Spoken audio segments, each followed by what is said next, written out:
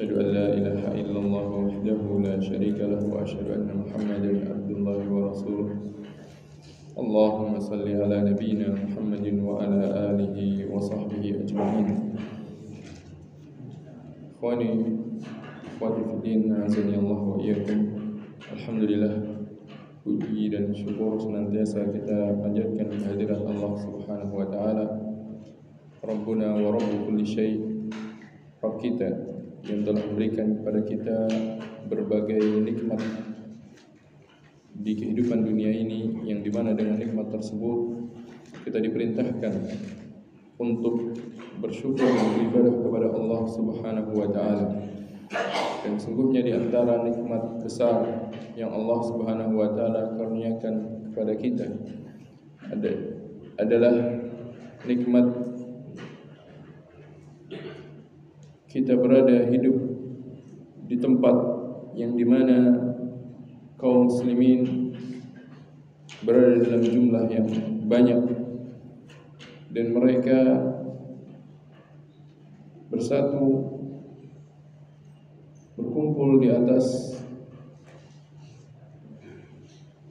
kepemimpinan dari kaum muslimin yang lainnya, yang dimana ini merupakan sebuah nikmat besar, yang dimana dengan adanya hal tersebut maka kita bisa menjalankan ibadah kepada Allah Subhanahu wa taala, ditegakkan syariat-syariat Allah di tempat kita berada. Kita bisa bebas beribadah kepada Allah Subhanahu wa taala tanpa adanya ketakutan, tanpa adanya kekhawatiran, tanpa adanya tekanan dari pihak manapun. Maka sebagai seorang muslim, sebagai seorang mukmin, haruslah menyadari bahwasanya ini merupakan nikmat besar yang Allah Subhanahu wa taala karuniakan kepada kita. Itu berupa nikmat hidupnya kita di tempat yang kita bisa beribadah kepada Allah dengan bebasnya, di tempat di mana kita bisa beribadah kepada Allah Subhanahu wa taala dengan nyaman, tanpa adanya rasa takut, tanpa adanya satu tekanan, tanpa adanya hal yang menjadikan kita harus meninggalkan ataupun mengabaikan dan tidak menegakkan bagian dari syarat-syarat Allah Subhanahu wa taala. Maka nikmat tersebut haruslah kita syukuri. Nikmat tersebut haruslah kita manfaatkan dengan cara menunaikan kewajiban kita, dengan cara menunaikan hak-hak sebagian yang lain di antara kita. Dan di antara hak besar yang Allah Subhanahu wa taala berikan kepada sebagian kaum muslimin adalah hak yang dimiliki oleh ulatul umur, hak yang dimiliki oleh para pemimpin-pemimpin kaum muslimin, yang dimana mereka memiliki hak-hak yang telah ditetapkan oleh Allah Subhanahu wa taala dan Rasulnya, yang wajib ditunaikan oleh kaum muslimin secara umum. Sebagaimana mereka pun memiliki kewajiban yang wajib mereka tunaikan dan mereka berikan hak-hak kaum muslimin sebagaimana yang telah diperintahkan oleh Allah Subhanahu wa taala dan Rasulnya. Oke, ikhwani wa akhwati fiddin, azani Allah wa iyyakum. Dari pertemuan yang sebelumnya kita telah berbicara tentang kewajiban wulatul umur, kewajiban para penguasa, kewajiban para pemimpin di dalam menunaikan hak-hak rakyatnya. Maka selanjutnya Al-Imam An-Nawawi rahimahullah di dalam kitab ini Riyadhus Shalihin min kalam Sayyidil Mursalin, beliau membawakan bab yang berbicara tentang hak-haknya penguasa. Kalau pada sebelumnya adalah kewajibannya penguasa, maka sekarang kita akan bicara tentang hak-haknya penguasa, hak-haknya para waliul amr. Oleh karena itu beliau bawakan bab dengan judul Bab wujubi ta'ati wulatil amri fi ghairi ma'siyatin wa tahrim ta'atihim fil ma'siyah. Bab wajibnya taat kepada waliul amr di dalam perkara yang bukan maksiat. Bab wajibnya taat kepada waliul amr di dalam perkara-perkara yang bukan maksiat, wa tahrimu ta'atihim fil maksiyah, dan haramnya taat di dalam perkara-perkara maksiat.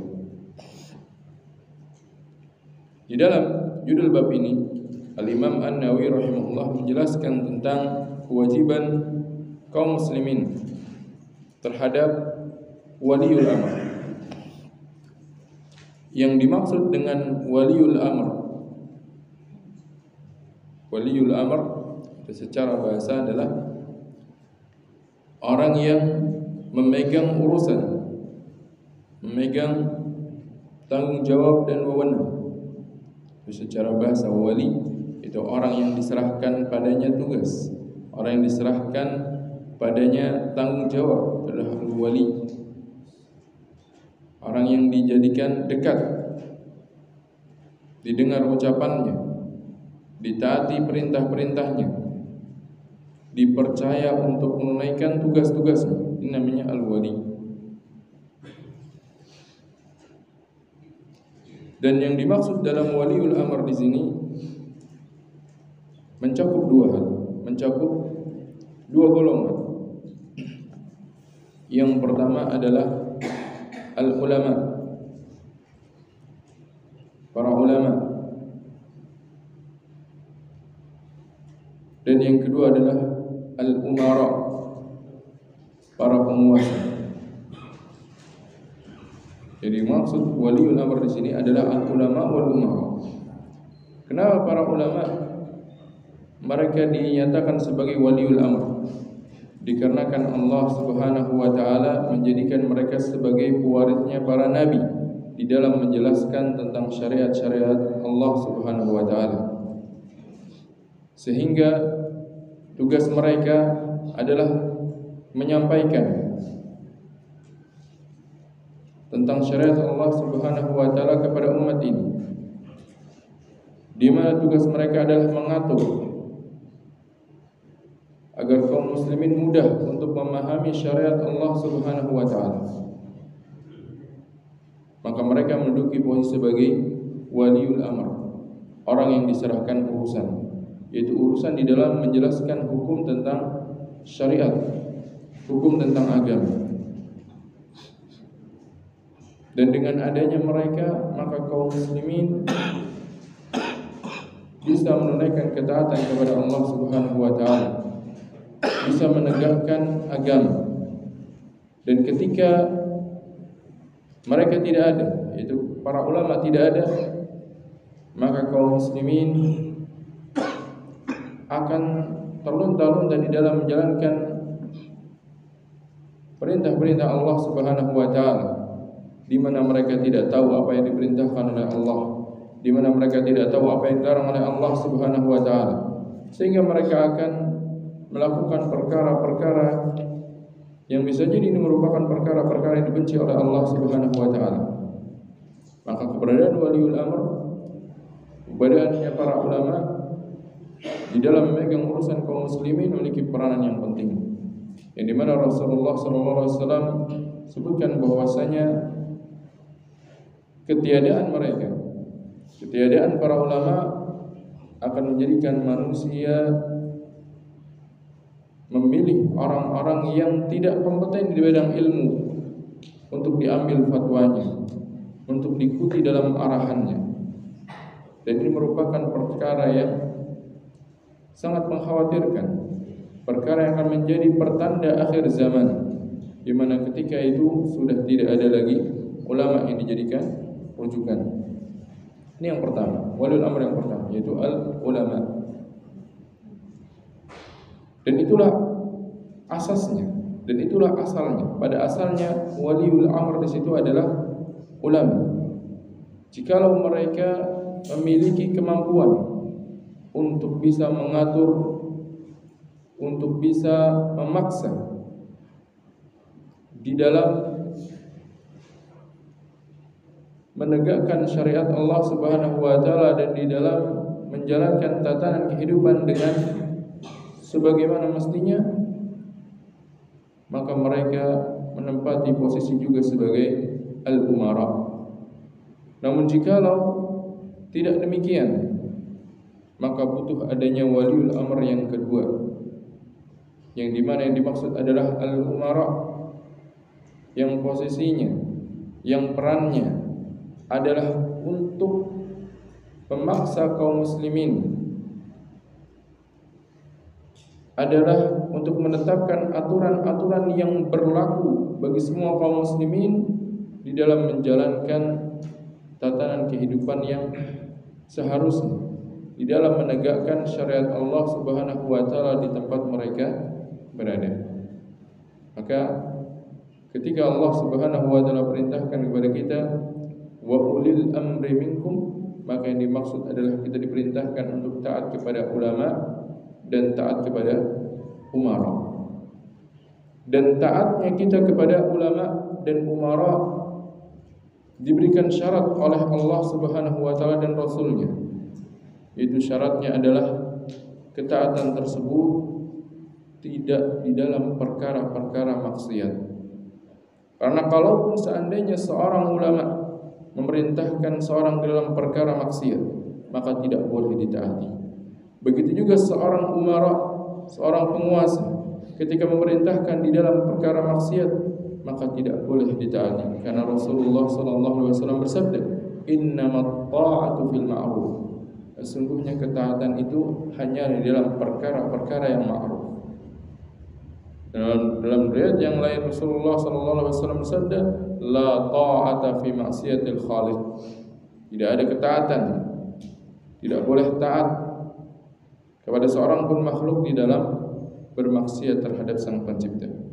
Maka ketaatan kepada ulama maupun ketaatan kepada umara, semuanya dengan syarat adalah di mana apa yang mereka perintahkan, apa yang mereka ajarkan bukanlah merupakan perkara maksiat kepada Allah Subhanahu wa taala. Oleh karena itu Al-Imam An-Nawawi rahimahullah menegaskan hal tersebut dengan memberikan judul dalam bab ini, bab wajibnya taat kepada waliul amr di dalam perkara yang bukan merupakan kemaksiatan dan haramnya taat di dalam perkara maksiat. Beliau bawakan di dalam bab ini firman Allah Subhanahu wa taala dalam surat An-Nisa, di mana Allah Subhanahu wa taala berfirman, "Ya ayyuhalladzina amanu athi'ullaha wa athi'ur rasul wa ulil amri minkum."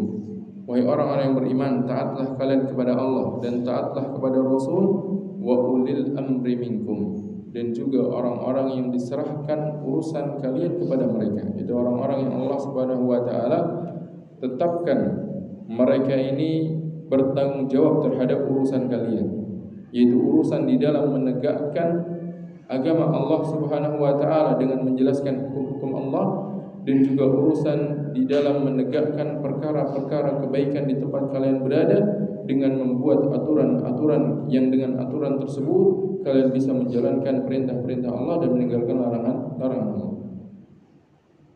Maka keberadaan waliul amr adalah perkara yang wajib, sebagaimana dijelaskan oleh para ulama, bahwasanya sepakat para ulama tentang wajibnya ada waliul amr di tengah-tengah kaum muslimin. Kaum muslimin tidak boleh hidup dalam keadaan tidak berada di bawah kepemimpinan seorang pun. Kaum muslimin wajib untuk menunjuk salah satu di antara mereka, beberapa di antara mereka untuk menjadi amir, untuk menjadi waliul amr, untuk jadi pemimpin. Di antara dalilnya bahwasanya Rasulullah sallallahu alaihi wasallam bersabda, "Man mata wa laysa fi unuqihi bai'atun, mata mitatan jahiliyah." Barang siapa meninggal dalam keadaan dia meninggal tidak ada baiat di pundaknya, yaitu dia tidak menganggap dia ini berada di bawah kekuasaan siapapun, maka dia meninggal sebagaimana mayatnya orang jahiliyah. Kenapa Rasulullah SAW perumpamakan dia sebagai mayatnya orang jahiliyah? Para ulama menjelaskan bahwasanya dikarenakan di masa jahiliyah manusia ketika itu hidup dalam keadaan mereka tidak memiliki pemimpin yang menaungi mereka secara bersama-sama. Masing-masing kelompok memiliki pemimpinnya, masing-masing komunitas memiliki orang yang ditaatinya, dan dia tidak anggap pemimpin dari kelompok yang lain adalah pemimpinnya, sehingga disifati sebagai mitatan jahiliyah. seperti mati dalam keadaan orang jahiliyah.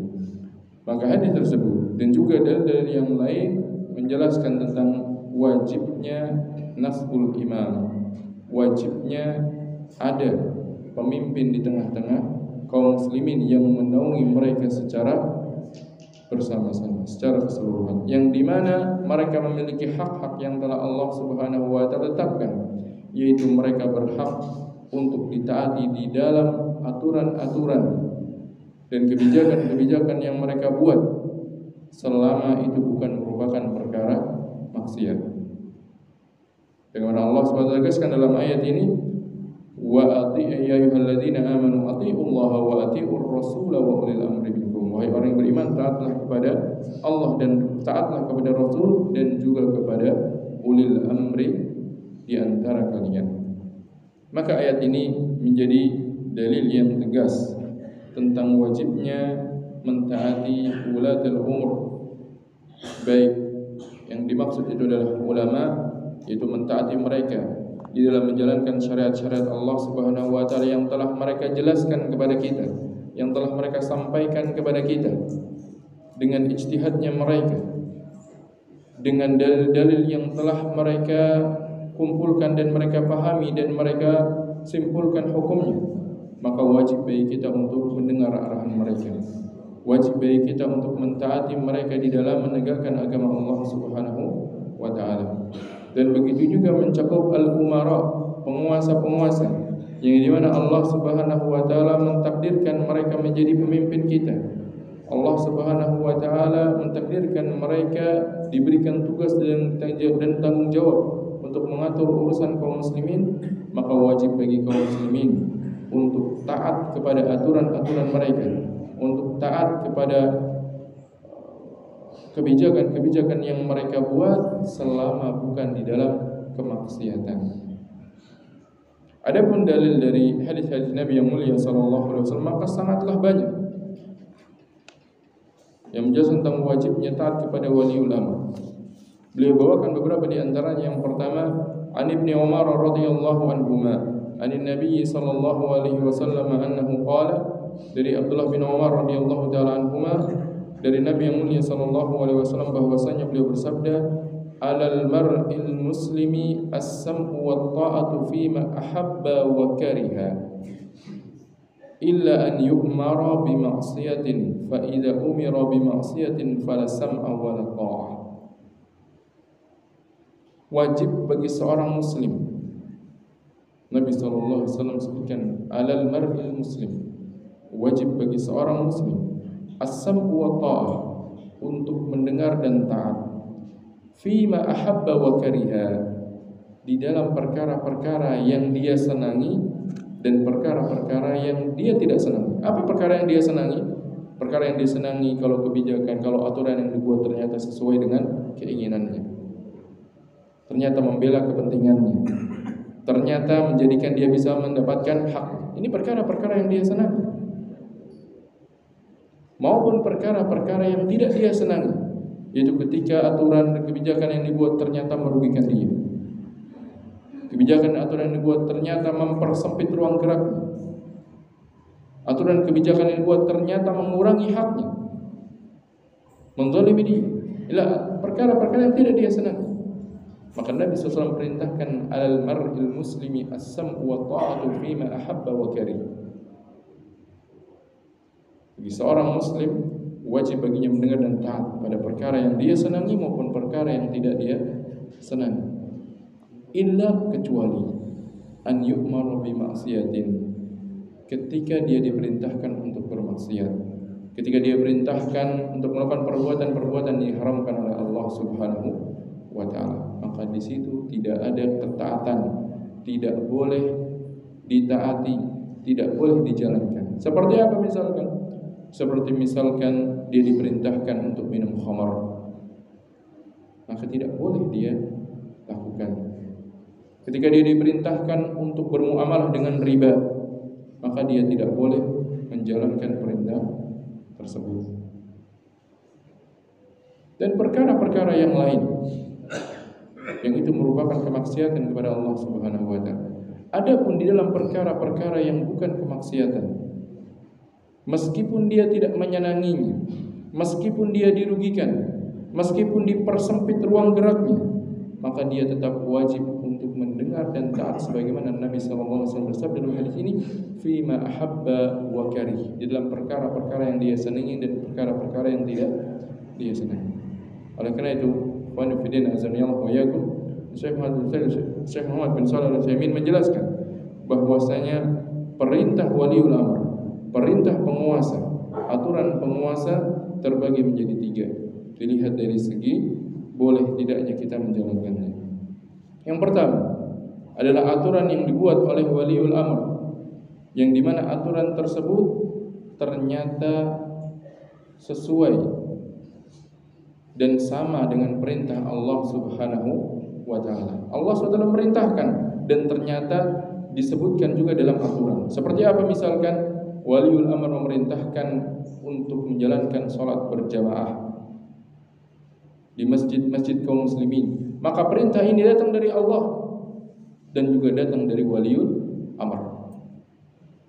Maka tidak diragukan lagi bahwasanya perintah dan aturan yang seperti ini wajib untuk ditaati. Ketika waliul amr menetapkan bahwasanya tidak boleh seorang menikah kecuali dengan adanya wali, adalah sebuah aturan yang sama dengan apa yang Allah Subhanahu wa ta'ala telah tetapkan. Maka aturan seperti ini wajib untuk ditaati.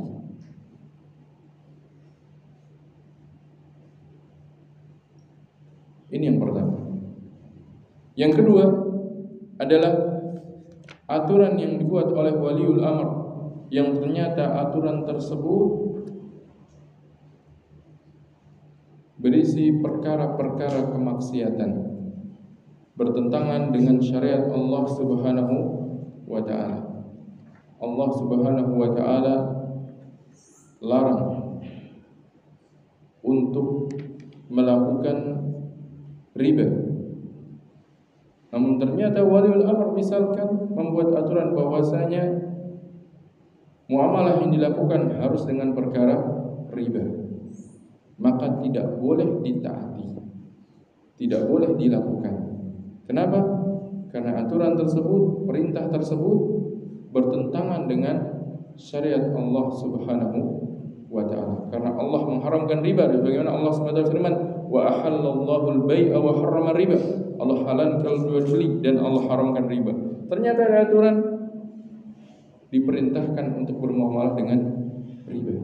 Maka yang seperti itu perkara yang tidak boleh ditaati. Sepakat para ulama tidak boleh ditaati dikarenakan perkara tersebut, aturan tersebut atau perintah tersebut adalah berisi kemaksiatan.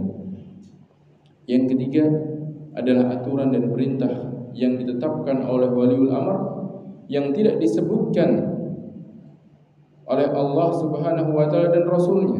Tidak Allah perintahkan, tidak Rasulullah SAW perintahkan, namun tidak juga dilarang oleh Allah SWT dan Rasulnya.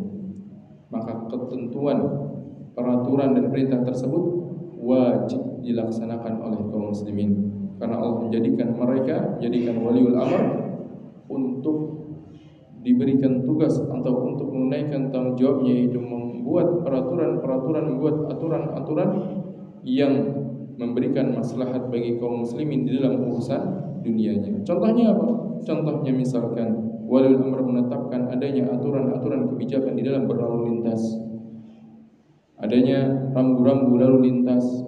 Tidak boleh seorang berhenti di tempat ini, tidak boleh seorang melaju ketika isyarat lampunya berwarna merah. Maka adalah aturan yang Allah SWT tidak menyebutkan dalam Al-Quran, Rasul SAW juga tidak menyebutkan di dalam sabda-sabda. Adalah aturan yang dibuat untuk memberikan sebuah maslahat, memberikan keselamatan kepada kaum muslimin. Maka aturan yang seperti ini seorang muslim wajib untuk mentaatinya dalam rangka apa? Dalam rangka mentaati Allah Subhanahu wa ta'ala. Karena barang siapa taat kepada waliul amr, maka dia telah taat kepada Rasul. Dan barang siapa taat kepada Rasul, maka dia telah taat kepada Allah Subhanahu wa ta'ala. Nanti akan dijelaskan dalam bab ini hadis yang menjelaskan tentang hal tersebut. Maka bentuk yang ketiga, peraturan-peraturan, perintah-perintah waliul amr yang tidak diperintahkan oleh Allah dan Rasulnya, namun tidak juga dilarang, maka itu termasuk peraturan-peraturan, ketetapan-ketetapan yang juga wajib ditaati oleh rakyatnya, oleh kaum muslimin. Oleh karena itu perlu kita paham bahwasanya yang wajib ditaati bukan hanya aturan ketentuan yang dijelaskan atau diperintahkan juga oleh Allah dan Rasulnya, tidak. Namun perkara-perkara yang dibiarkan oleh Allah dan Rasulnya, tidak dijelaskan apakah itu diperintahkan ataupun itu dilarang, maka kembalinya adalah kepada perkara wajib ditaati oleh kaum muslimin.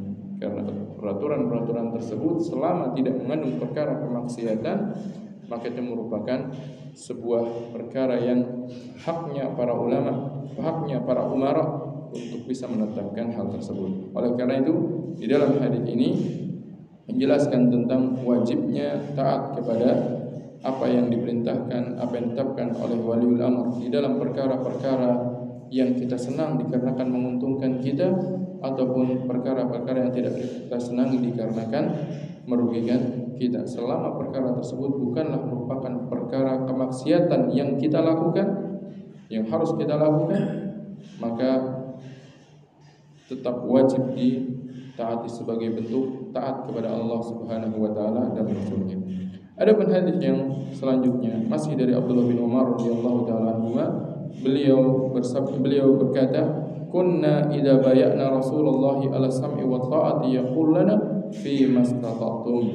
Bahwasanya apabila kami membaiat Rasulullah sallallahu alaihi wasallam untuk dengar dan taat, maka kami mengatakan, maka beliau bersabda kepada kami, di dalam perkara-perkara yang kalian sanggup. Itu kita wajib menjalankan ketaatan dalam perkara-perkara yang kita sanggup untuk menjalankannya. Ada yang perkara yang kita tidak sanggup untuk menjalankannya, karena perkara tersebut di luar batas kemampuan kita, maka Allah Subhanahu wa taala firman, la yukallifullahu nafsan illa wus'aha. Seorang tidak dibebankan untuk menjalankan sesuatu kecuali sesuai dengan kemampuannya. Maka hadis ini menjelaskan bahwasanya perintah menjalankan perintah taat kepada waliul amr pun dikaitkan dengan kemampuan. Sebagaimana perintah-perintah Allah dan Rasulnya yang lain juga dikaitkan dengan kemampuan. Hadis yang selanjutnya masih dari Abdullah bin Umar radhiyallahu taala anhuma, beliau mengatakan, "Sami'tu Rasulullah sallallahu alaihi wasallam yaqul," aku mendengar Rasulullah SAW bersabda, "Man khala'a yadan min ta'ah," barang siapa melepas tangannya dari ketaatan, yaitu barang siapa menganggap dia tidak perlu taat kepada pemimpinnya dalam perkara yang bukan maksiat, dia berlepas diri dari kepemimpinan pemimpinnya, pemimpinan penguasanya, laqiyallaha yaumal qiyamati wala hujjatalah, maka dia akan menjumpai Allah kelak pada hari kiamat dalam keadaan dia tidak punya argumen, dia tidak punya hujjah, tidak punya pembela. Wa man mata wa laysa fi unuqihi bai'atun mata mitatan jahiliyah, dan barang siapa meninggal dalam keadaan tidak ada baiat di pundaknya, tidak ada baiat di lehernya, yaitu dalam keadaan dia tidak meyakini dia berada di bawah kepemimpinan penguasa, ya katakan dia ini bebas, tidak berada di bawah kepemimpinan siapapun. Barang siapa meninggal dalam keadaan seperti itu, kata Nabi SAW, maka dia meninggal dalam keadaan jahiliyah, yaitu seperti jenazahnya, seperti mayatnya orang-orang jahiliyah. Dikarenakan orang-orang jahiliyah ketika itu mereka tidak berada di bawah satu kepemimpinan. Masing-masing suku, masing-masing kelompok, masing-masing komunitas mereka memiliki pemimpin-pemimpin yang tidak mereka akui dari kelompok yang lainnya. Maka akhirnya perkara mereka fawdha. Terdapat sedikit perbedaan permasalahan di antara kelompok, terjadi perang di antara mereka. Mudah mereka untuk terjadi peperangan dikarenakan apa? Dikarenakan kepentingan kelompoknya tidak ditunaikan oleh kelompok yang lain dan seterusnya. Akhirnya mereka berpecah belah. Maka Rasulullah SAW diutus oleh Allah Subhanahu wa taala untuk menghapuskan perkara-perkara jahiliyah tersebut, untuk mengumpulkan kaum muslimin di atas satu kepemimpinan, yaitu penguasa kaum muslimin. Oleh karena tidak kita kenal di masa Nabi SAW pemimpin selain Nabi SAW.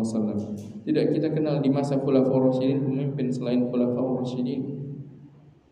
Adalah pemimpin tunggal bagi kaum muslimin.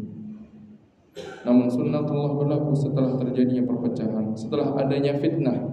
Sejak terbunuhnya Umar bin Khattab radhiyallahu taala anhu, muncullah kemudian pemberontak-pemberontak dari kaum muslimin yang mereka memberontak kepada penguasa kaum muslimin, membunuh sebagian dari penguasa kaum muslimin seperti dibunuhnya Utsman bin Affan radhiyallahu taala anhu.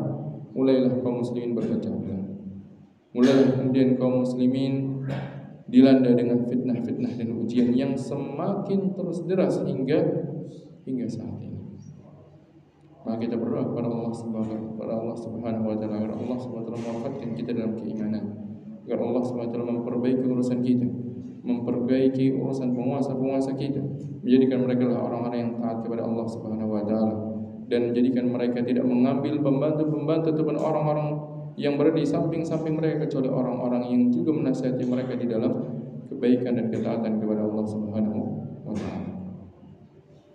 Maka dalam hadis ini menjelaskan tentang wajibnya ada penguasa kaum muslimin, di mana Nabi sallallahu alaihi wasallam mengibaratkan seorang yang mati dalam keadaan dia tidak mengakui kepemimpinan penguasa, ibarat dia mati dalam keadaan atau seperti bangkainya jahiliyah.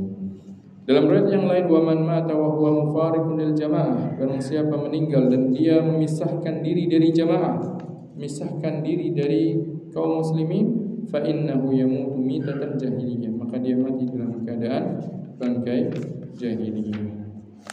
Hadis yang selanjutnya,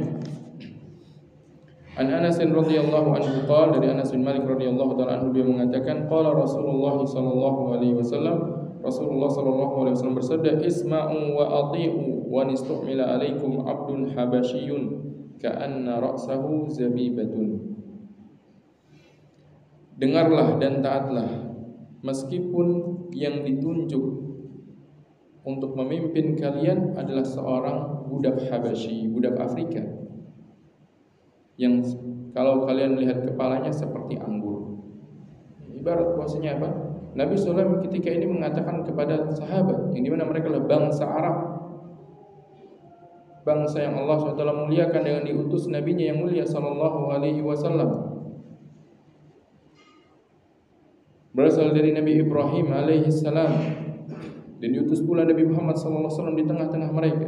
Nabi sallallahu alaihi wasallam berkata kepada mereka, meskipun yang ditunjuk untuk memerintah kalian, untuk memimpin kalian adalah seorang budak, dan itu pun budak berasal dari Habasyi, di negeri Afrika, yang kalian meremehkannya, yang kalian menganggap dia orang yang tidak layak, tidak pantas untuk memerintah kalian, namun Nabi sallallahu alaihi wasallam perintahkan kepada mereka, isma'u wa ati'u, dengarkan dan taatlah kepada perintah-perintah dan aturan-aturannya. Itu selalu melakukan di dalam perkara kemaksiatan.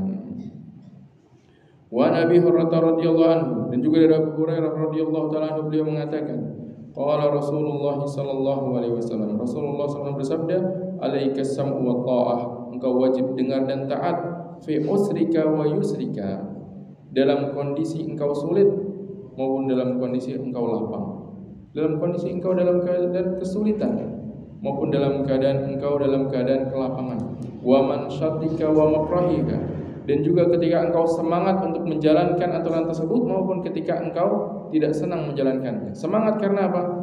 Karena dia mendapat keuntungan kalau dia menjalankan aturan dan perintah tersebut. Tidak senang karena apa? Karena ternyata aturannya merugikan dia, aturannya tidak menguntungkan dia, aturannya menzalimi dia.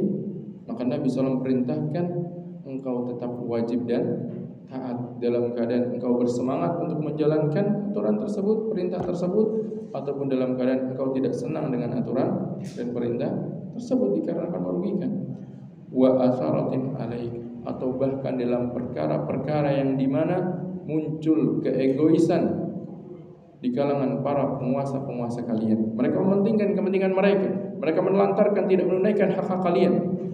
Allah SWT perintahkan, Rasulullah SAW perintahkan kepada kita, alaikas sam'u wa ta'ah, tetap wajib bagimu untuk mendengar dan taat. Ini menjelaskan bahwasanya ketaatan kepada waliul amr tidak hanya dalam keadaan kita senang untuk menjalankannya, tidak dalam keadaan kita diuntungkan dengan aturan tersebut, tidak. Bahkan dalam perkara yang kita dirugikan, yang dalam perkara diambil hak-hak kita, dirugikan harta kita, disakiti tubuh kita, dipersempit ke hak-hak kita, maka kita tetap wajib dan taat kepada waliul amr sebagai bentuk ketaatan kepada Allah Subhanahu wa taala dan Rasul-Nya.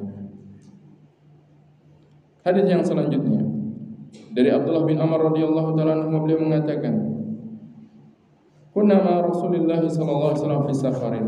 Pernah kami suatu ketika bersama Nabi sallallahu alaihi wasallam dalam keadaan safar. Fanazalna manzilan. Maka kemudian kami beristirahat di suatu tempat. Maka di antara kami ada yang memperbaiki kendaraannya, dan di antara kami ada yang berlomba-lomba memanah. Berlomba-lomba memanah, itu melakukan perlombaan memanah. Ada termasuk perlombaan yang diperbolehkan adanya upah di dalamnya, adanya hadiah di dalamnya. Wa minna man huwa fi jashari. Di antara kami juga ada yang dia mempersiapkan tunggangannya, memperbaiki tunggangannya, yaitu merawat dan menyegarkan kembali kendaraannya. Idnada munadi Rasulullah SAW as-salata jami'ah. Tiba-tiba terdengar panggilan dari muadzinnya Rasulullah SAW, yaitu ucapan as-salat jami'ah. Inilah ungkapan yang ketika itu digunakan di masa Nabi SAW untuk memanggil kaum muslim berkumpul. Dan ucapan ini diucapkan ketika salatul istisqa, ketika hendak memanggil kaum muslim untuk menjalankan salat istisqa. Begitu juga ketika memanggil mereka untuk berkumpul, dikarenakan Nabi SAW menginginkan agar menyampaikan suatu perkara penting. Maka tiba-tiba dikumandangkanlah panggilan tersebut. Maka kami berkumpul di sisi Nabi SAW. Kemudian beliau bersabda, "Innahu lam yakun nabiyyun qabli illa kana haqqan alaihi an yadulla ummatahu ala khairi ma ya'lamuhu lahum."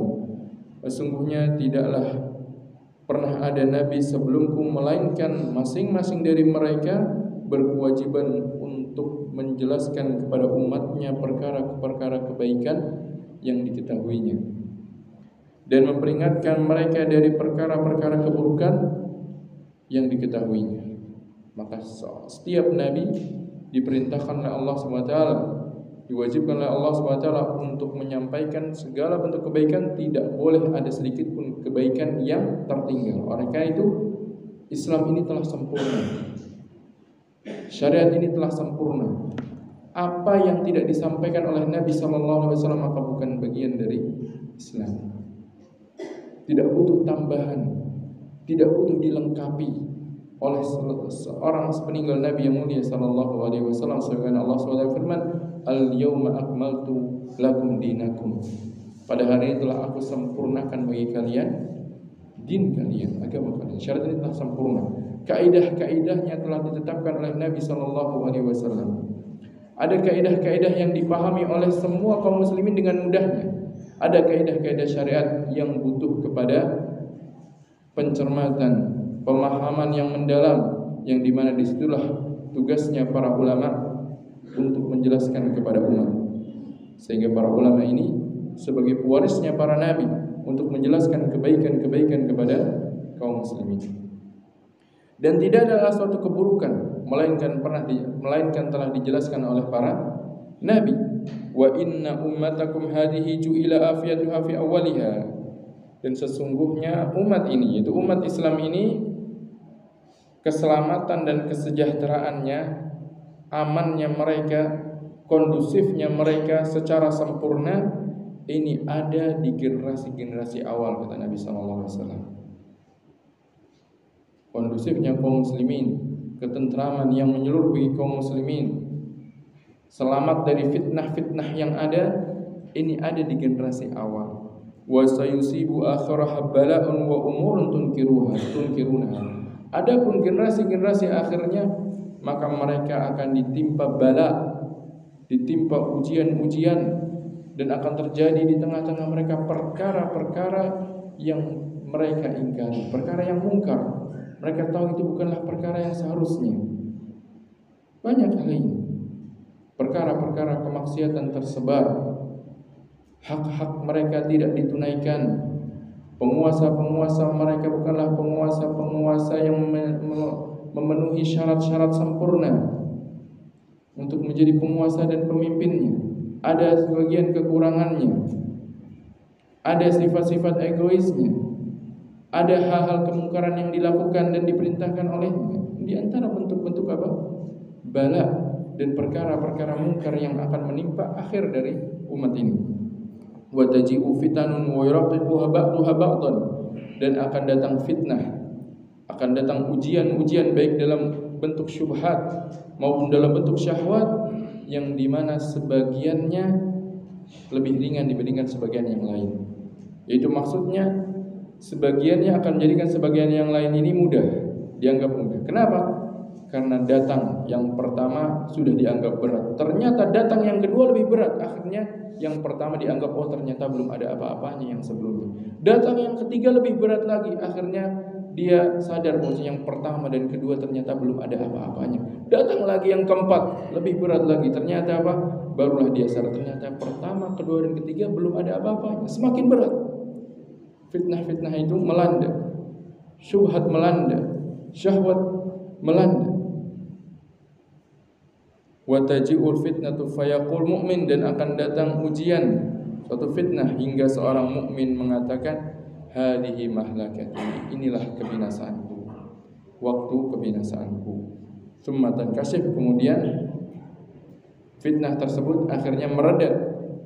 Wa taji'ul fitnah fayaqul mu'min hadhihi, datang yang kedua, dia berkata lagi, oh ternyata ini waktu kebinasaan. Yang sebelumnya ternyata belum ada apa-apa. Menunjukkan apa? Fitnah ini akan semakin berat, semakin besar. Ujian yang menimpa kita, menimpa kaum muslimin akan semakin berat, semakin sulit untuk bisa lolos dari fitnah-fitnah tersebut. Oleh karena kita tidak boleh menunda-nunda amalan. Tatkala fitnah yang sedang menimpa kita saat ini, kita masih menyadarinya, kita masih memiliki pegangan untuk bisa menyelamatkan diri kita, segera selamatkan, segera lakukan amalan sebelum datang fitnah lain yang mungkin dengan fitnah tersebut barulah kita tergoyahkan, barulah kita terpalingkan dari kebenaran. Dan kita berdoa kepada Allah Subhanahu wa taala, semoga Allah selalu berikan kepada kita keistiqomahan di tengah-tengah fitnah-fitnah yang melanda. Faman ahabba an yuzahzaha 'anil nar, maka barang siapa ingin diselamatkan dari api neraka, wa yudkhalal jannah, dan dimasukkan dalam surga, fal ta'tihi maniyatuhu wa huwa yu'minu billahi wal yawmil akhir, dan maka hendaklah dia meninggal dalam keadaan beriman kepada Allah dan hari akhir. Yaitu pertahankanlah iman. Barang siapa yang ingin dimasukkan dalam surga, dijauhkan dari neraka, pertahankan keimanan hingga akhir hayatnya. Tetap beriman kepada Allah, tetap beriman kepada hari akhir, jangan terlena dengan fitnah-fitnah yang ada. Wal ya'ti ila nasi alladhi yuhibbu an yu'ta ilaihi.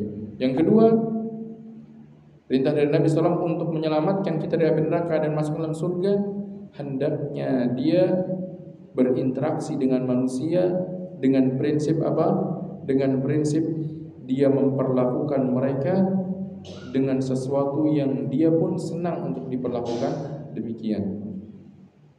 Dia bermuamalah dengan mereka dengan sesuatu yang dia senang untuk diperlakukan demikian. Dia tidak senang kalau dia ditolimi, maka dia tidak boleh mentolimi orang lain. Dia tidak senang kalau dia diremehkan, maka tidak boleh dia meremehkan orang lain. Itu maksudnya. Sebagaimana Rasulullah SAW dalam hadis yang lain, la yu'minu ahadukum hatta yuhibba li akhihi ma yuhibbu li nafsihi. Tidak sempurna iman seseorang di antara kalian sampai dia mencintai untuk saudaranya perkara-perkara yang dia cintai untuk dirinya sendiri. Maka seorang bercermin kepada dirinya ketika dia ingin berinteraksi dengan orang lain. Ketika dia ingin bersikap kepada orang lain, dia cerminkan dulu dirinya. Saya senang tidak kalau diperlakukan demikian. Oh, ternyata dia tidak senang diperlakukan demikian, maka tidak boleh dia memperlakukan orang lain demikian. Dia tidak senang kalau dia dalam keadaan butuh, dia ditelantarkan, maka dia tidak boleh menelantarkan orang lain, karena dia pun tidak senang kalau dia itu ditelantarkan. Maka dia harus menjadi dirinya sebagai cerminan di dalam bermuamalah kepada orang lain. Waman baya'a imaman, kata Nabi SAW, dan barang siapa membaiat seorang imam, seorang penguasa, fa'atahu safaqata yadi, lalu kemudian dia menyodorkan tangannya. Ini gambaran baiat. Baiat itu adalah dilakukan dengan jabatan, bersalaman tangan, saling berjabat tangan. Dan ini tidak perlu dilakukan oleh semua kaum muslimin, tidak. Kaum muslimin mengikut, mewakili. Siapa yang mewakili mereka? Adalah ahlul hal wal aqd, para dewan syura, orang-orang yang ditunjuk mewakili keumuman kaum muslimin di dalam menunjuk penguasa, di dalam memilih penguasa. Tidak perlu kemudian mereka semua yang memilih satu demi satu. Tidak perlu bersuara masing-masing, tidak. Cukup kita serahkan kepada para ahlinya, kepada dewan syuranya. Dan situlah yang menjadi sunnah kaum muslimin. Maka apabila para dewan syura telah menyepakati dan menjabat tangan seorang pemimpin, mereka pilih, maka wajib bagi kaum muslimin yang lainnya pun untuk ikut di dalam mengakui kepemimpinannya. Wa samarata qalbi, dan dia telah menyerahkan hatinya, falyuti'hu in istata'a, maka hendaknya dia taat jikalau dia mampu untuk menjalankan ketaatan tersebut. Fa in jaa akhar yunazi'uh, kalau datang orang lain ingin merampas kekuasaannya dalam keadaan orang tersebut, pemimpin tersebut masih berkuasa, fadribu unuqal akhar, maka penggalah yang kedua, yaitu penggalah orang yang berusaha untuk mengkudetanya. Menunjukkan bahwasanya kaum muslimin harus bersatu di bawah satu kepemimpinan penguasa mereka, dengan dengar dan taat selama bukan dalam perkara-perkara maksiat. Hadis ini menjelaskan tentang pentingnya menjaga keutuhan kaum muslimin, persatuan kaum muslimin di atas kepemimpinan penguasa yang telah Allah tunjuk bagi mereka. Hadis yang selanjutnya, beberapa hadis yang penting dalam bab ini yang kita baca. Dari Abi Hunaidah Wa'il bin Hujr radhiyallahu ta'ala, beliau mengatakan, Salamah bin Yazid al-Ju'fi bertanya kepada Rasulullah sallallahu alaihi wasallam. Beliau mengatakan, "Ya Nabi Allah, wahai Nabi Allah, araita in qamat alaina umara yas'aluna haqqahum wa yamna'una haqqana, fama ta'muruna?" Wahai Nabi Allah, apa pendapatmu, apa perintahmu kalau nanti kami mendapati penguasa-penguasa kami, mereka meminta kami untuk menunaikan hak mereka, kami tunaikan hak mereka, minta kami untuk taat kepada semua kebijakan dan aturan yang mereka perintahkan. Wa yamna'una haqqana, tapi mereka tidak menunaikan hak kami, kami dirugikan, kepentingan kami tidak diperhatikan. Mereka ingin yang kepentingan mereka lah yang diperhatikan, ditunaikan, diberikan hak-haknya mereka, kepentingan mereka didahulukan, kepentingan kami diabaikan. Itu maksudnya. Apa yang kau perintahkan kepada kami? Fa'arada anhu, maka Nabi SAW mendengar pertanyaan tersebut, diabaikan, gak ingin menjawab, karena belum kejadian ketika itu. Nabi SAW ketika itu bersama para sahabat dalam kondisi yang kondusif, kaum muslimin. Tapi seorang sahabat ini bertanya sesuatu yang kalau sekiranya terjadi nanti bagaimana. Dan seorang alim, seorang ulama terkadang dihadapkan pertanyaan yang pertanyaan itu belum terjadi. Maka seorang alim di situ haruslah cerdik dan bijak dalam menyikapinya. Kalau perkara tersebut kecil kemungkinan akan terjadi, boleh bagi dia untuk tidak menjawab. Kenapa? Pertanyaan yang tidak membuahkan faedah. Namun kalau perkara tersebut adalah perkara yang besar kemungkinan akan terjadi dan butuh arahan sebelum kejadiannya, maka disitulah penting untuk menjawab dan memberikan arahan bagaimana nanti kalau terjadi. Maka di awal-awal Nabi SAW berpaling, tidak menjawab pertanyaan dari Salamah ini. Diulang lagi oleh Salamah, menunjukkan apa? Beliau ingin tahu bagaimana nanti, langkah kami bagaimana nanti kalau perkara ini terjadi. Karena hal ini besar kemungkinan akan terjadi sepeninggalnya Nabi SAW, sepeninggalnya para khulafaur rasyidin. Bisa saja terjadi. Penguasa-penguasa kami lah orang-orang yang mementingkan kepentingan mereka, mengabaikan kepentingan kami. Mereka menahan hak-hak kami dan mereka meminta hak-hak mereka ditunaikan. Maka kemudian setelah ditanya untuk kedua kalinya, Nabi SAW bersabda, "Isma'u wa ati'u." Tetaplah dengar, tetaplah taat. Fa innama 'alaihim ma hummilu. Karena mereka bertanggung jawab kepada Allah atas apa yang mereka diberikan tanggung jawabnya Allah, yaitu mereka akan bertanggung jawab dan diminta bertanggung jawabnya oleh Allah. Mereka akan bertanggung jawabkan perbuatan mereka kepada Allah Subhanahu wa taala. wa alaikum ma humiltum. Sedangkan kalian fokus kepada tanggung jawab kalian sebagai apa? Sebagai rakyat. Apa tanggung jawabnya? Mendengar dan taat di dalam perkara-perkara yang bukan maksiat. Adapun kalian berusaha untuk menuntut hak kalian berusaha agar penguasa memberikan hak-hak kalian, memberikan kepentingan kalian, memperhatikan kalian, maka disebutkan dalam hadis yang lain, kalian minta itu kepada Allah Subhanahu wa taala. Berdoalah kepada Allah Subhanahu wa taala agar Allah Subhanahu wa taala memperbaiki penguasa kalian, memperbaiki pemimpin kalian agar mereka sadar bertakwa kepada Allah Subhanahu wa taala, kemudian memberikan kepentingan-kepentingan kalian, menunaikan hak-hak kalian dan tidak mementingkan kepentingan-kepentingan mereka. Adapun dalam kondisi mereka tidak menunaikan hal-hal tersebut, maka tetap kita diperintahkan mendengar dan taat. Dan satu hal lagi, yaitu menasihati mereka dengan cara yang baik. Sehingga disebutkan Nabi SAW, yaitu apa? Di antara perkara dicintai Allah, wa antunasihu man wallahu Allahu amrakum. Kalian memberikan nasihat, memberikan saran, masukan yang baik, teguran yang baik, agar mereka kembali ke jalan Allah Subhanahu wa ta'ala. Hadis yang selanjutnya masih dari Abdullah bin Mas'ud radhiyallahu ta'ala anhu, dia mengatakan Rasulullah SAW bersabda, innaha satakunu ba'di atharah. Sesungguhnya sepeninggalku akan ada sifat-sifat egois, yaitu dari kalangan umara, dari kalangan wulatul umur, dari kalangan para wulatul umur yang mereka menggantikan Nabi SAW di dalam memimpin umat ini, di dalam mengarahkan umat ini. Akan ada sifat-sifat egois di tengah-tengah mereka. Itu atharah, mereka lebih memprioritaskan kepentingan-kepentingan mereka, mengabaikan kepentingan-kepentingan kaum muslimin. Wa umurun tunkirunaha, dan akan kalian lihat perkara-perkara yang kalian ingkari.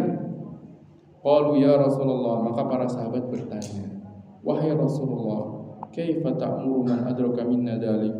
Lalu apa yang kau perintahkan kepada orang di antara kami yang akan menjumpai masa tersebut? Para sahabat sudah bersemangat bertanya, gimana nanti kalau kami menjumpai kondisi tersebut, kami dapati hal tersebut? Qala tu'adduna al-haqqa alladhi 'alaikum. Kalian tunaikan kewajiban kalian sebagai rakyat, itu apa? Dengar dan taat, nasihati dengan cara yang baik para pemimpin kalian. Wa tas'aluna Allah alladzi lakum, dan kalian minta kepada Allah hak-hak kalian. Berdoa kepada Allah SWT, tengadahkan tangan kalian kepada Allah SWT agar Allah SWT perbaiki kondisi kalian, kondisi penguasa kalian, agar mereka memberikan hak-hak dan kepentingan kalian. Inilah perintah dari Nabi SAW bagi kaum muslimin yang mereka menjumpai masa di mana muncul atharah, keegoisan yang ada di tengah-tengah mereka. Wa Ibnu Abbas radhiyallahu anhu, dan dari Abdullah bin Abbas radhiyallahu ta'ala anhu, bahwasanya Rasulullah sallallahu alaihi wasallam bersabda, man kariha min amirihi syai'an falyasbir. Barang siapa tidak senang terhadap penguasanya, barang siapa tidak menyenangi suatu perkara dari penguasanya, itu kebijakannya, aturan yang tidak dia senangi karena merugikan dia tentunya. Kalau menguntungkan tidak mungkin tidak disenangi. Makanya maksudnya di sini adalah barang siapa ada penguasa yang dia memberikan keputusan, ketetapan, aturan yang ternyata hal tersebut merugikan rakyatnya, kemudian kalian tidak senang, falyasbir, maka hendaknya dia bersabar. Fa innahu man kharaja minas sultani shibran mata mitatan jahiliyah. Karena sungguhnya barang siapa keluar dari baiatnya penguasa meskipun sejengkal saja, maka dia mati, dan dia meninggal dalam keadaan seperti mayatnya jahiliyah. Kemudian dua hadis lagi terakhir singkat dari Abu Hurairah radhiyallahu taala anhu, beliau mengatakan Rasulullah sallallahu alaihi wasallam bersabda, man ata'ani faqad ata'a Allah. Barang siapa taat kepadaku, maka dia telah taat kepada Allah. Wa man asani faqad asa Allah. Dan barang siapa bermaksiat kepadaku, maka dia telah bermaksiat kepada Allah. Wa man yuti'al amira faqad ata'ani. Dan barang siapa taat kepada penguasanya, maka dia telah taat kepadaku. Dan barang siapa dia bermaksiat kepada penguasanya, maka dia telah bermaksiat kepadaku. Ini menunjukkan wajibnya taat kepada aturan-aturan, kepada hal-hal yang telah ditetapkan oleh penguasa, selama aturan tersebut adalah bukan perintah kepada kita untuk melakukan sebuah kemaksiatan. Kalau perintah atau aturan tersebut menjadikan kita bermaksiat, menjadikan kita melakukan perkara-perkara yang diharamkan Allah Subhanahu wa taala, maka tidak ada ketaatan, tidak boleh kita taati di dalam perkara tersebut khususnya.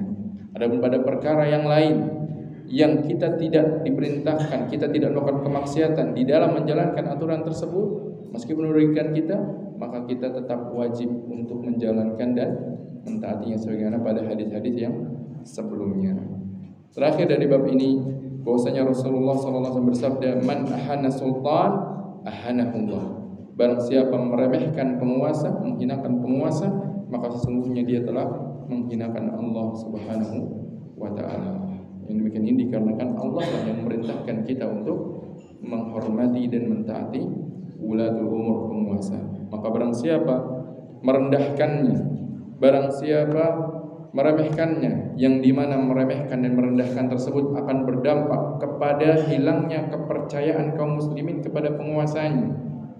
Tidak adanya penghormatan kaum muslim kepada penguasanya, akhirnya aturan-aturannya diremehkan, kebijakan-kebijakannya diabaikan, padahal bukan perkara maksiat.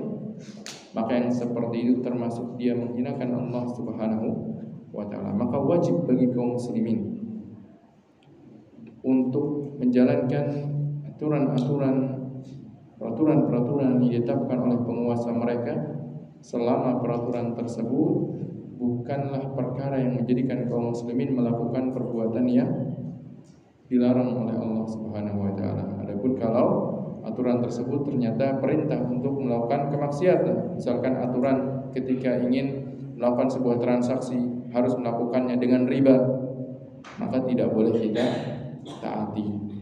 Ketika aturan tersebut adalah meninggalkan perkara yang dilarang oleh Allah Subhanahu wa taala, seperti misalnya adalah aturan di mana seorang tidak boleh untuk memanjangkan jenggotnya, padahal Rasulullah SAW perintahkan untuk memanjangkan jenggotnya, maka tidak boleh ditaati aturan tersebut, karena aturan tersebut bertentangan dengan perintah Allah Subhanahu wa taala dan Rasul, dan seterusnya. Pada perkara-perkara yang itu merupakan kemaksiatan, maka tidak boleh ditaati.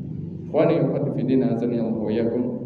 Sampai di sini dulu bahasan kita pada pagi hari ini. Semoga Allah SWT menjadikan kita termasuk orang-orang istiqamah dalam ketaatan kepada Allah SWT di tengah-tengah terpaan fitnah-fitnah yang begitu banyak dan begitu bertubi-tubi, dan semoga Allah SWT memperbaiki urusan kita dan memperbaiki para penguasa-penguasa kita. Demikian wassalamualaikum warahmatullahi wabarakatuh. Silakan jika ada pertanyaan, masih ada waktu sekitar 5 menit. Silakan. Waalaikumsalam. Waalaikumsalam.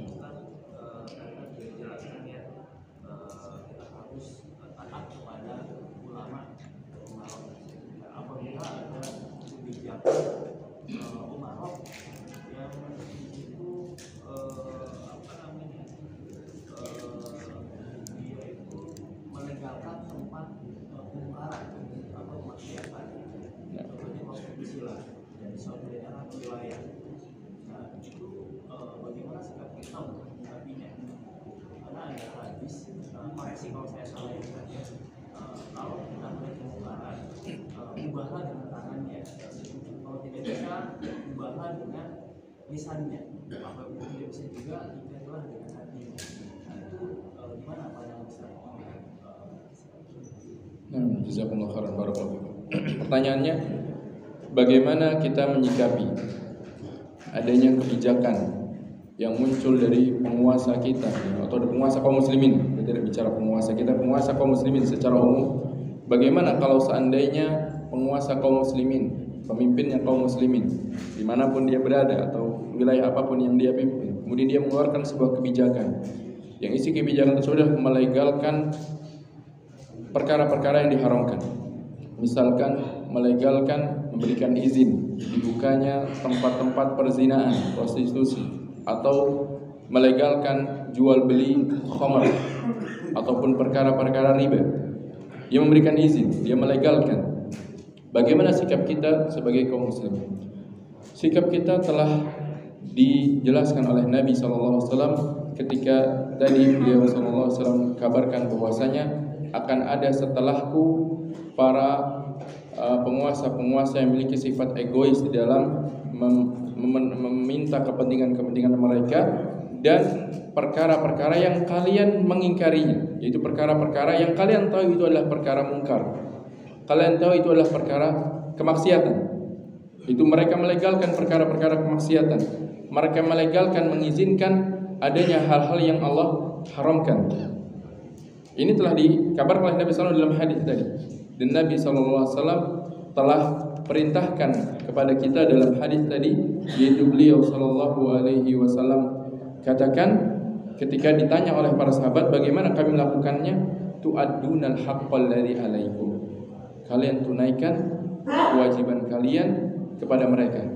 Apa kewajiban kita kepada penguasa tersebut? Adalah tetap kita taati perintah mereka kepada kita di dalam perintah yang bukan maksiat. Adapun kalau mereka memerintahkan kita bahwasanya apa? Setiap dari rakyat tetap wajib untuk datang ke tempat prostitusi tersebut. Ini perintah kepada kita untuk bermaksiat, maka tidak boleh kita taati. Tapi kalau hanya sekedar apa?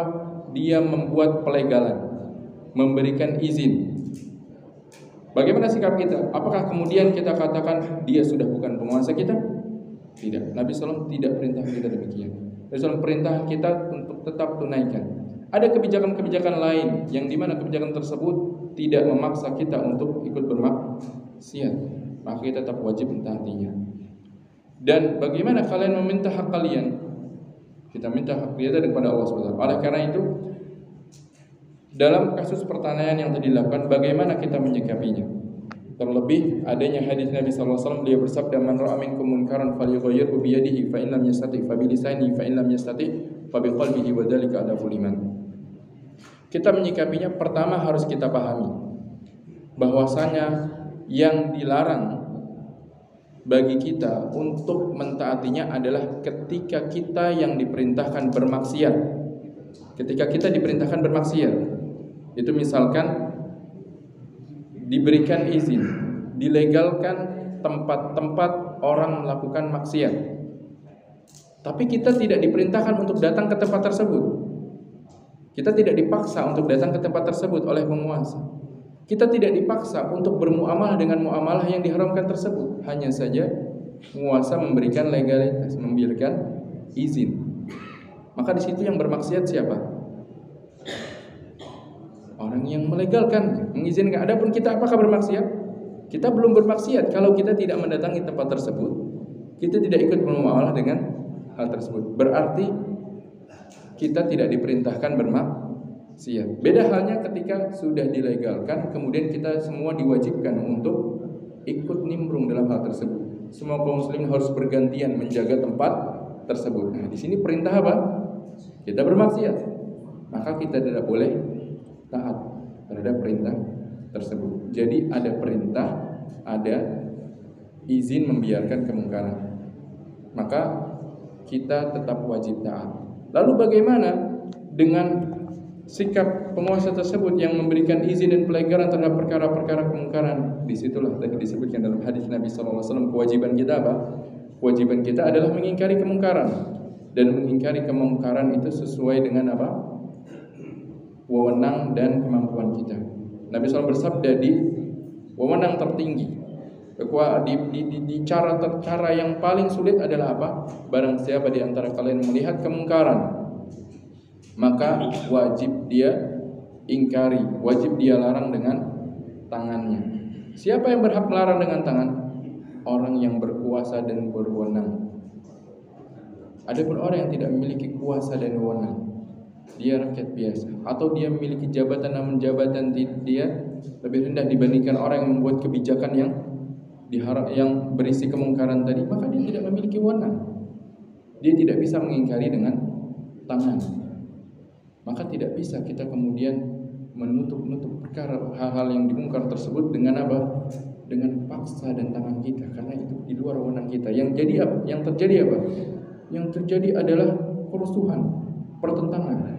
Beda halnya ketika itu dilakukan oleh penguasa yang memiliki kekuatan, memiliki pasukan. Maka mau tidak mau orang yang ingin bermaksiat dan orang yang tidak setuju harus tunduk dan taat, terancam dengan hukuman. Tapi kalau khalayak kaum muslimin yang kemudian berusaha untuk membongkar, berusaha untuk menghilangkan kemunafikan, yang terjadi adalah adu kekuatan. Tidak ada campur tangannya pihak berwenang. Maka tidak boleh dengan cara yang pertama. Lalu apa caranya? Nabi SAW sudah memberikan solusi yang kedua. Fa'in lam yastati. Kalau ternyata nggak sanggup karena nggak punya kekuasaan, wewenang, fabilisanihi. Maka dengan lisan. Bagaimana dengan lisan?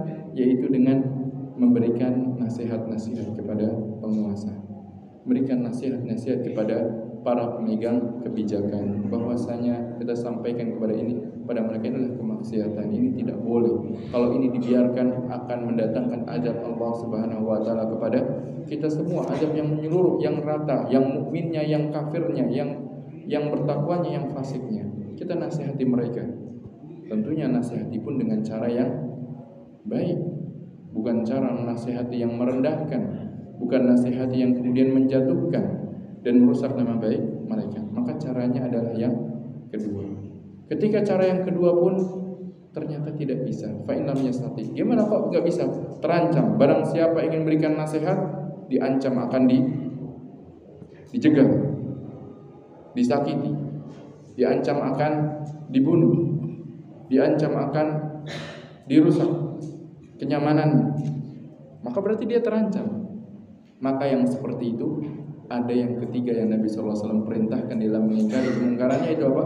Fa'in lam yastati' fa biqalbihi wa dzalika ad'aful iman. Jika tidak mampu maka dia ingkari dengan hatinya. Dengan cara apa dia ingkari dengan hati? Jangan ikut-ikutan datang. Jangan ikut-ikutan berinteraksi dengan perkara haram, perkara kemungkaran yang dilegalkan dan diizinkan tersebut, dan terus berusaha untuk menasihati,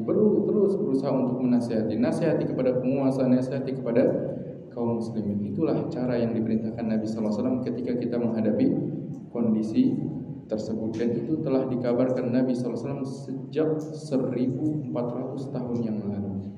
Bukan solusi yang baru muncul sekarang, namun solusi yang telah disampaikan oleh Nabi SAW sejak beliau SAW masih hidup, dan ketika itu sebagian para sahabat bertanya akan hal itu. Maka itulah solusinya.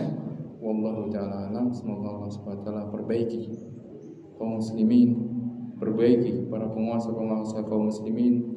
Allah sadarkan mereka dan Allah kembalikan mereka ke jalan Allah Subhanahu wa ta'ala. Allah jadikan mereka orang-orang yang menegakkan syariat Allah Subhanahu wa ta'ala, agar kaum muslimin beribadah kepada Allah Subhanahu wa ta'ala dengan nyamannya, dengan bebasnya, dan dengan bersama-sama kita berharap datangnya keberkahan di negeri kita, keberkahan di tempat tinggal kita, yaitu dengan cara bertakwa kepada Allah Subhanahu wa ta'ala. Karena Allah Subhanahu wa ta'ala menjanjikan, walau anna ahlal qura amanu wattaqau lafatahna alaihim barakatim minas sama'i wal ardh. Kalau seandainya penduduk negeri-negeri tersebut beriman dan bertakwa kepada Allah Subhanahu wa ta'ala, maka akan kami buka keberkahan dari langit dan bumi. Itu jalannya agar kita selesai dari kesulitan yang sedang kita hadapi. Nah, ikhwani fiddin, azan Allah wa iyyakum. Mungkin itu yang bisa kita bahas pada pagi hari ini.